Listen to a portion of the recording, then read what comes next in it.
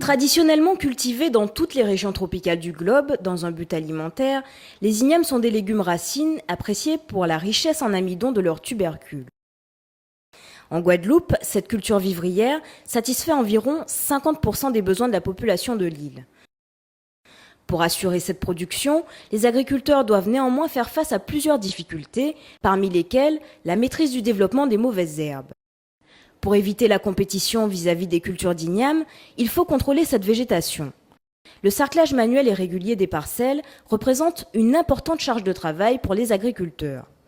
Afin de proposer une alternative durable à ce problème, la Chambre d'agriculture de Guadeloupe a mené une expérimentation sur les possibilités de paillage des cultures d'ignames à partir des résidus de culture de canne à sucre, l'empaillage. L'empaillage consiste à mettre en place, sur les billons des cultures d'ignames, un épais tapis de résidus végétaux dont le rôle principal est d'empêcher le développement des mauvaises herbes. Ce paillage permet ainsi de réduire les travaux de désherbage sans avoir recours aux produits phytosanitaires.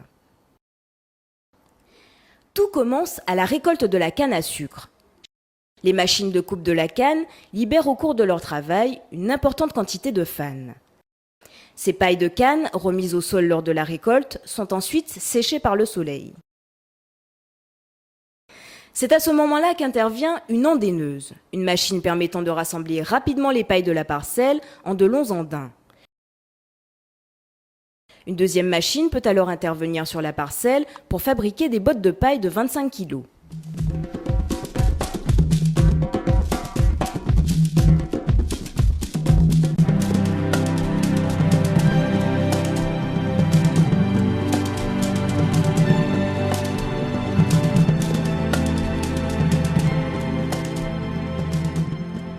Une fois ces bottes produites, elles sont alors facilement transportables et manipulables jusqu'aux parcelles d'ignames. Les agriculteurs peuvent alors répandre ces pailles sur les billons juste après la levée des premières plantules d'ignames. L'objectif est de réaliser un épais paillage sur l'ensemble des billons, de sorte à ce que le sol soit entièrement recouvert. Ce paillage 100% naturel empêche ainsi la croissance des mauvaises herbes tout au long du cycle de l'igname, de la plantation à la récolte. Alors, l'objet de cette expérimentation, le volet économique et le volet agronomique.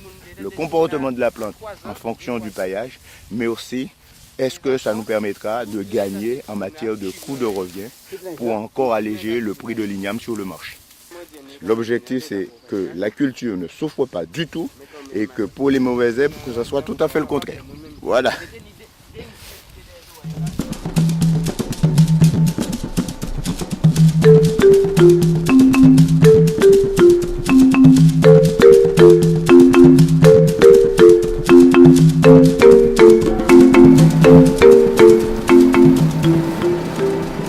Alors c'est une belle récolte aujourd'hui?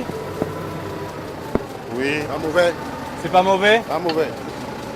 Est-ce qu'il y a eu des difficultés cette année sur cette culture?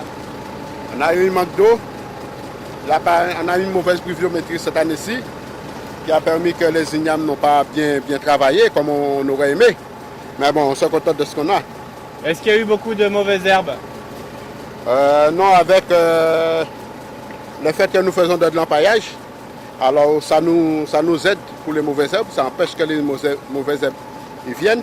Et comme ça a une bonne couverture, alors on peut s'en tirer, quoi. On n'a pas trop de travail avec. En premier lieu, ça nous aide pour l'enherbement, ça empêche que l'herbe ne vienne pas trop vite. Ça garde la fraîcheur au niveau du sol.